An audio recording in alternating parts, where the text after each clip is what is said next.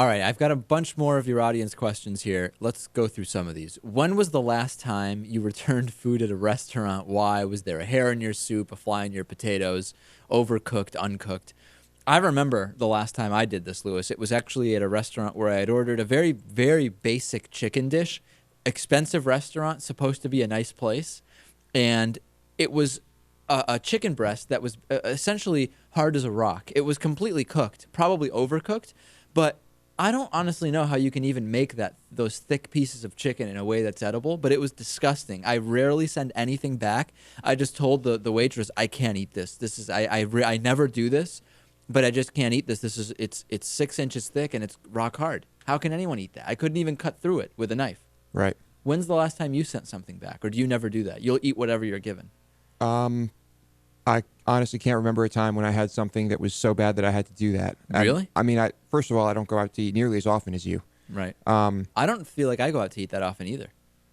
I think more often than me. Could be. I mean, I have a lot of lunches that are out. Yeah. Well, that Right. that counts. You sleep through lunch usually, so you won't make it. Right. Lunch, breakfast, one and the same, really. Yeah.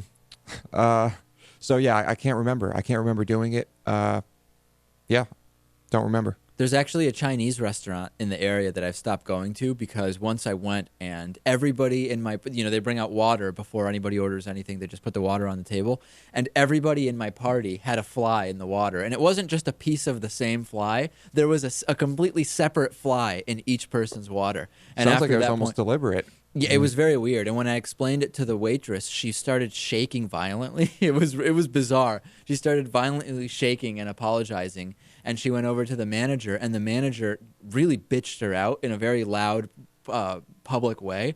And honestly, that also influenced me not to go back because I've observed the manager over the years also being really rude to a lot of the employees.